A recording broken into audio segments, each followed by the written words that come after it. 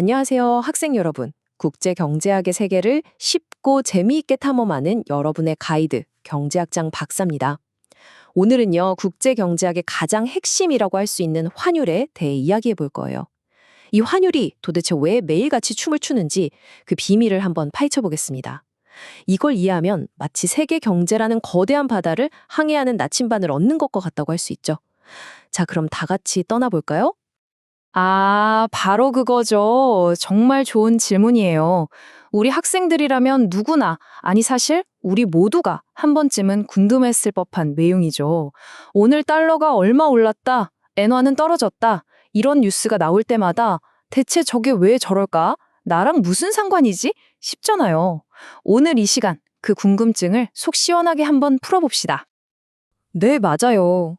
환율은 그냥 단순히 다른 나라 돈으로 바꿀 때의 비율, 그 이상입니다.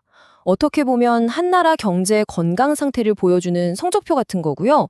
또 세계 경제가 지금 어디로 흘러가는지를 읽어내는 가장 중요한 나침판이기도 해요. 이 나침판을 제대로 읽을 줄 알게 되면 복잡하게만 보이던 경제 뉴스들이 훨씬 더 선명하게 보이기 시작할 거예요. 자, 그럼 이 복잡한 환율 변동을 어떻게 이해하면 좋을까? 제가 재미있는 비유를 하나 들어볼게요. 바로 거북이와 토끼의 경주입니다. 환율 시장에는요, 아주 느리지만 묵직하게 꾸준히 움직이는 거북이 같은 힘이 있고요. 또 반대로 엄청나게 빠르고 예민하게 반응하는 토끼 같은 힘이 항상 같이 존재하고 있거든요. 바로 이겁니다. 이게 오늘의 핵심이에요. 거북이는 환율의 큰 흐름, 그러니까 장기적인 방향을 결정하는 꾸준하고 묵직한 힘을 상징하고요. 반면에 토끼는 매일, 매 순간 환율을 들썩이게 만드는 아주 빠르고 민감한 단기적인 힘을 나타내죠. 이 둘을 모두 이해해야 환율의 전체 그림을 볼 수가 있는 겁니다. 그럼 먼저 묵직한 우리 거북이부터 한번 만나볼까요? 자, 환율의 큰 추세를 만들어내는 거북이, 즉 장기적 요인에 대해서 한번 알아봅시다. 이런 것들은요, 한 나라 경제의 근본적인 체력, 우리가 흔히 말하는 펀더멘탈과 아주 깊은 관련이 있습니다. 자, 국제경제학을 공부하는 학생이라면 누구나 보는 책이죠? 바로 김신행 교수님의 교재인데요. 이 부분을 한번 볼까요? 여기 이 부분을 좀 더 확대해서 보면 환율을 움직이는 첫 번째 요인으로 바로 이 장기적 요인을 꼽고 있어요. 이 교재를 바탕으로 우리는 세 가지 핵심적인 장기 요인을 살펴볼 겁니다. 네, 바로 이 세 가지입니다. 첫째는 나라 안의 물가 수준, 쉽게 말해 돈의 구매력이죠. 물가가 막 오르면 그 나라 돈의 가치가 떨어지는 것과 같다고 보시면 돼요. 둘째는 국가 간에 돈이 얼마나 들어오고 나갔나를 보여주는 국제 수지. 그리고 셋째, 경제의 방향키를 쥐고 있는 정부나 중앙은행의 거시경제 정책. 바로 이 세 마리의 거북이가 환율이라는 배의 방향을 서서히 하지만 아주 확실하게 결정하는 거죠. 맞아요. 아주 좋은 지적이에요. 국제수지. 이 단어만 들어도 머리가 지끈지끈하죠? 괜찮아요. 걱정 마세요. 제가 세상에서 제일 쉽게 설명해 드릴게요.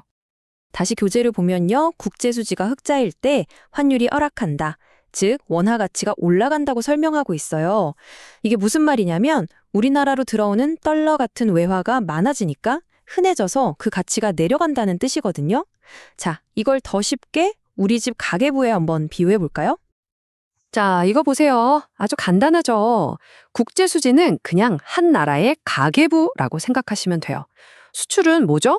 우리가 물건 팔아서 돈을 버는 거니까 수입이죠. 수입은 외국 물건 사오는 거니까 지출이고요. 그래서 수출이 수입보다 많아서 흑자가 났다? 이건 우리 집에 돈이 쌓인다는 뜻이고, 그럼 우리 돈의 힘, 즉 가치는 올라가겠죠. 반대로 적자가 나면 돈이 자꾸 나가니까 우리 돈의 가치는 떨어지게 되는 거고요. 어때요? 아주 직관적이지 않나요? 이게 바로 국제수지가 환율에 미치는 영향입니다. 자, 그럼 이제 묵직한 거북이는 잠시 쉬게 하고요. 이번에는 아주 빠르고 정신없이 뛰어다니는 토끼를 만나볼 시간입니다. 바로 매일매일의 환율을 휙휙 움직이는 단기적인 요인들이죠. 교재의 단기적 요인 부분을 한번 볼게요. 여기서 가장 중요한 키워드를 딱 하나만 꼽으라면 바로 기대입니다. 이게 정말 재미있는 부분인데요. 단기적으로는 경제의 실제 체력보다도 시장에 참여한 사람들의 심리, 그러니까 앞으로 환율이 오를 것 같아 하는 그 기대가 훨씬 더 강력한 힘을 발휘한다는 거예요. 그리고 그 기대가 만들어내는 대표적인 현상이 바로 이 편승 효과, 영어로는 밴드웨건 효과라고 하죠. 교재에서도 설명하듯이 이건 마치 어떤 유명인이 입은 옷이 순식간에 유행하는 거랑 똑같아요. 몇몇 사람이 달러를 사기 시작하면 다른 사람들도 저거 오르려나 보다 하면서 우르르 따라서 사는 거죠. 자, 이 타임라인을 보면 그 현상이 아주 극적으로 보이죠. 아침 9시에 좋은 뉴스가 하나 딱 터져요. 그러자마자 발빠른 투자자 몇몇이 달러를 사기 시작합니다. 3분 뒤 그걸 본 다른 사람들이 너도 나도 이 파도에 올라타죠. 결국 어떻게 되나요? 단 5분 만에 실제 경제 펀더멘털과는 아무 상관없이 오로지 사람들의 집단 심리만으로 환율이 확 뛰어오르는 겁니다. 이게 바로 토끼의 무시무시한 속도예요. 물론 토끼가 기대라는 한마디만 있는 건 아니에요. 교재에 나온 것처럼 우리와 경제적으로 밀접한 중국 위안화나 일본 엔화의 움직임, 또 은행들이 외환 보유량을 조절하는 것, 그리고 아주 가끔 정부가 시장에 직접 개입해서 환율을 방어하는 것 같은 요인들도 환율을 단기적으로 움직이는 아주 중요한 토끼들이라고 할 수 있습니다. 자, 오늘 우리는 환율이라는 경주에서 묵묵히 자기 길을 가는 거북이와 정신없이 트랙을 질주하는 토끼를 모두 만나봤습니다. 이제 이 둘이 함께 만들어내는 전체 그림, 그게 뭔지 정리해볼 시간입니다. 핵심은 바로 이겁니다, 여러분. 환율의 큰 방향은 결국 무역, 물가 같은 펀더멘탈, 즉 거북이가 결정해요. 하지만 매일매일의 자잘한 움직임은 뉴스나 사람들의 심리 같은 토끼가 만들어내죠.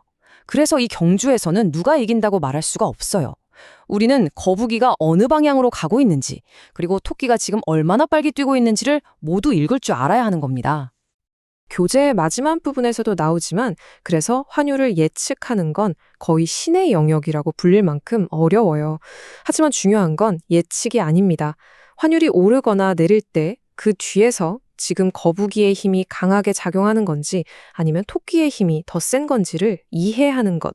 그것이 바로 우리가 경제학을 배우는 진짜 이유 아닐까요? 여러분, 국제경제학, 때로는 어렵고 복잡하게 느껴질 수 있어요.